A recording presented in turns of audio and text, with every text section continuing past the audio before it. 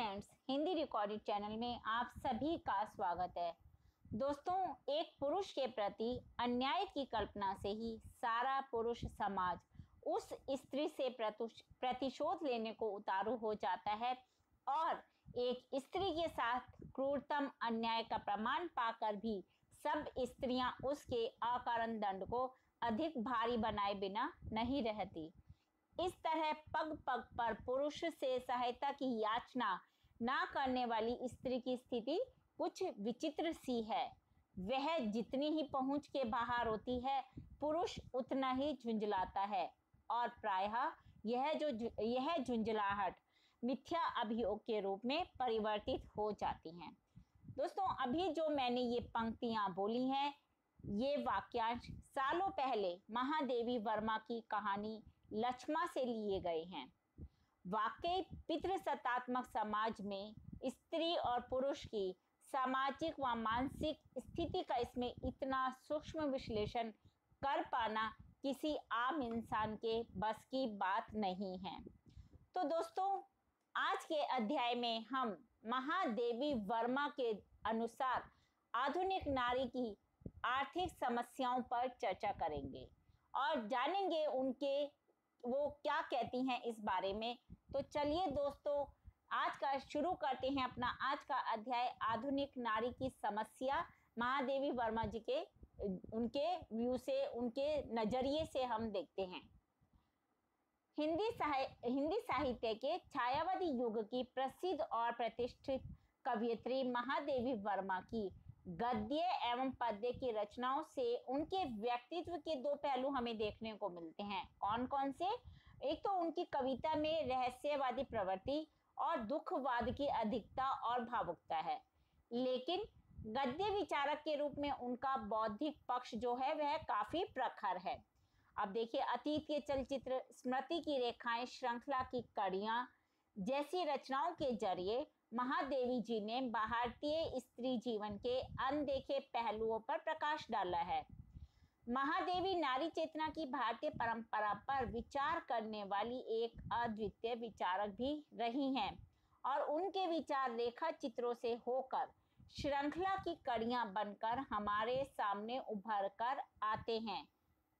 उनके अनुसार, यानी कि महादेवी के अनुसार, स्त्री के जीवन की अनेक विवशता से प्रधान और कदाचित उसे सबसे अधिक जड़ बनाने वाली जो है वो कौन सी समस्या है? वो है दोस्तों आर्थिक समस्या। यानी कि उसको, स्त्री को अधिक जड़ बनाने वाली अर्थ से संबंध रखती है, सबसे बड़ी समस्या है और रखती भी रहेगी। क्यों?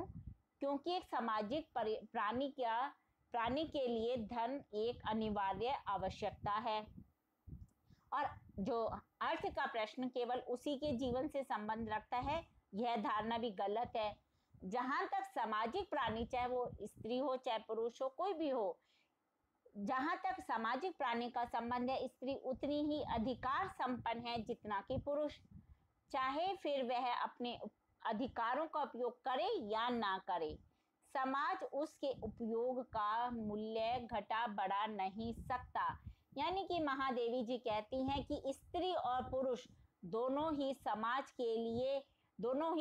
के लिए बराबर हैं और उनका अपने अपने अधिकारों से वो पूरी तरह से संपन्न हैं, चाहे वो कोई भी अपने अधिकारों का प्रयोग करे चाहे ना करे। यानी कि महिलाओं और पुरुषों को समाज ने बराबर हक दिए हैं। समाज उसके उपयोग का मूल्य घटा बढ़ा नहीं सकता। यदि स्त्री जो काम करती है उसका मूल्य अलग है, जो पुरुष करते हैं उनका मूल्य अलग है।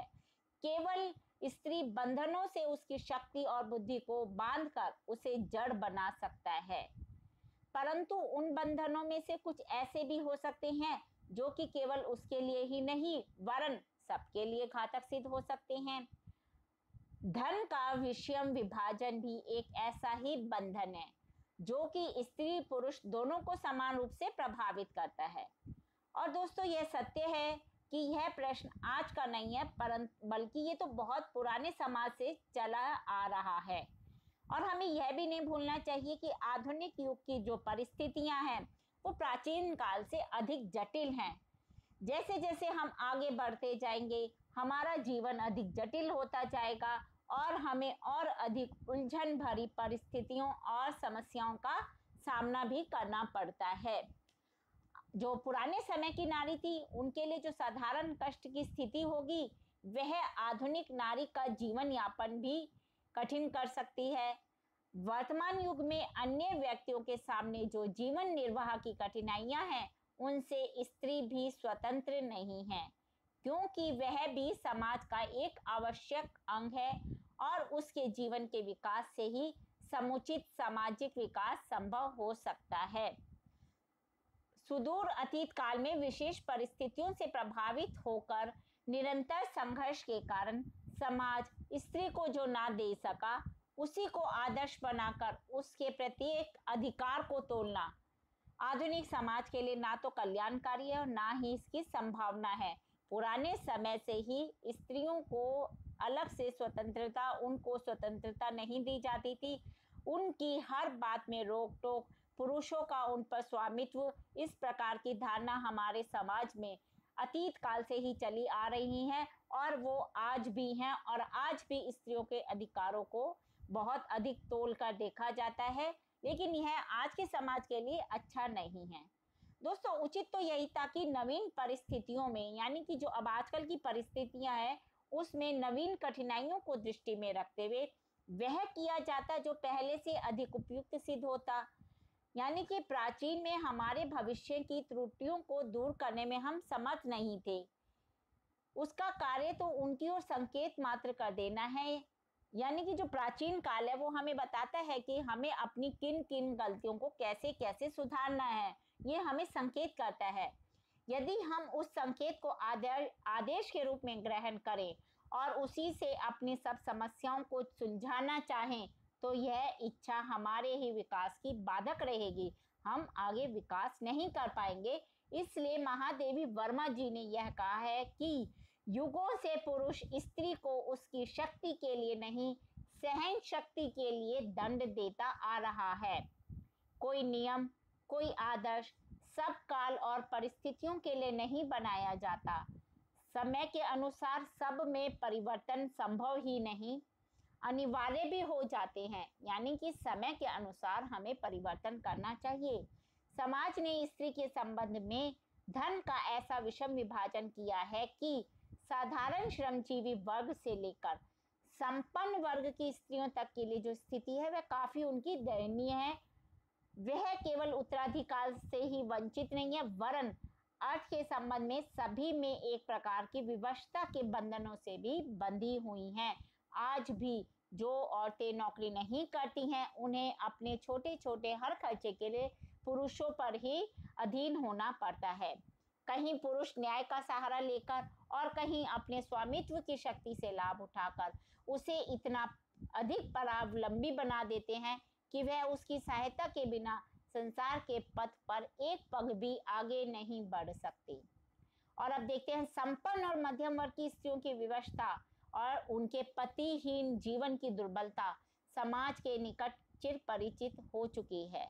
वे शून्य के समान पुरुष की इकाई के साथ सब कुछ है, परंतु पुरुष के बिना वो कुछ भी नहीं है। जिन स्त्रियों की पाप गाथाओं से समाज का जीवन काला है, जिनकी लज्जाहीनता से जीवन लज्जित है, उनमें भी अधिकांश की दुर्दशा का कारण यही धन की विषमता ही आपको देखने को मिलेगी। जीवन की आवश्यक सुविधाओं का अभाव मनुष्य को अधिक दिनों तक मनुष्य नहीं रहने देता। और इस बात का उदाहरण आपको तरह तरह की कहानी, नाटकों या पुराने समय की कोई भी आप बात उठाकर देख लीजिएगा, आपको इस तरह के बहुत से उदाहरण पढ़ने को मिल जाएंगे। आप कल्पना कीजिए वह स्थिति कैसी होगी जिसमें जीवन की स्थिति के लिए मनुष्य को जीवन की गरिमा खोनी पड़े। हम इसकी कल्पना भी करें तो हमें यह कठिन लगता है, लेकिन स्त्री ने जब कभी इतना बलिदान किया है, हमेशा दूसरों के वश में होकर ही, और यह परावशता प्रायः अर्थ से ही संबंध रखती रही है। चाहे यही कारण है कि चाहे वह फिर क्रूर से क्रूर, पतित से पतित पुरुष की मलिन छाया में भी अपने जीवन का गौरव पालती रही है। धन की वजह से ही वह अपने पति के साथ रहती है, चाहे वह पति, उसका पति कैसा भी क्यों ना हो। चाहे जीर्ण शीर्ण ठूंठ पर आश्रित लता होकर जीवित रहना उसे स्वीकृत हो, परंतु पृथ्वी पर निराधार होकर बढ़ना उसके लिए सुखकर नहीं है। यानी कि अपने हिसाब से स्त्रियां आगे बढ़े, ये समाज आज भी स्वीकार नहीं करता। समाज ने उसके जीवन की ऐसी व्यवस्था की है जिसके कारण पुरुष के अभाव में उसके जीवन की जो साधारण सुविधाएं हैं वे भी नष्ट हो जाती हैं, और उस दशा में हताश होकर वह जो भी पद स्वीकार कर लेती है वह प्रायः उसके लिए नहीं, समाज के लिए भी घातक सिद्ध होता है, पर समाज इस बात को समझ नहीं पाता। आधुनिक परिस्थितियों में स्त्री की जीवन धारा ने जिस दिशा को अपना लक्ष्य बनाया है उनमें पूर्ण आर्थिक स्वतंत्रता सबसे गहरे रंगों में चित्रित है। यानी कि जो आज की नारी है वह स्वावलंबी है। स्त्री ने इतने युगों के अनुभव से यह जान लिया है कि उसे सामाजिक प्रामाणिक प्राणी बने रहने के लिए केवल दूसरों पर ही आश्रित नहीं रहना होगा, बल्कि उसे स्वयं धन अर्जित करना होगा, जिसके बिना उसका जीवन जीवन नहीं कहा जा सकता। वह आत्मनिवेशित वितराग तपस्विनी ही नहीं, अनुरागमयी पत्नी और त्यागमयी माता के रूप में भी मानवी भी है और रहेगी। ऐसी स्थिति में उसे वे सब सुविधाएं, वे सभी मधुर कटु भावनाएं चाहिए जो जीवन को पूर्णता प्रदान कर सकती हैं। दोस्तों, महादेवी वर्मा जी ने कितने सुंदर तरीके से आधुनिक नारी की जो अर्थ संबंधी धन संबंधी समस्या है उनको कितने सुंदर शब्दों में और कितने अच्छे रूप से हमें समझाया है। और जो भी उन्होंने लिखा है यहाँ कोई भी शब्द ऐसा नहीं है जो गलत है, और उनके हर शब्द में स्त्री की विवशता छुपी हुई है।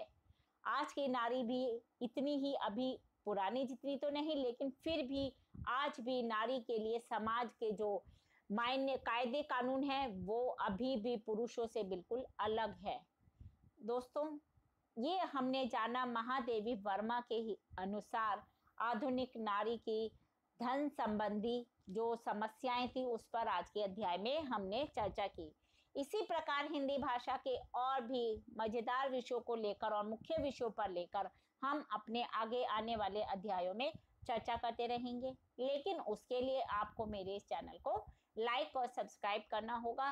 धन्यवाद दोस्तों, आपका दिन शुभ हो।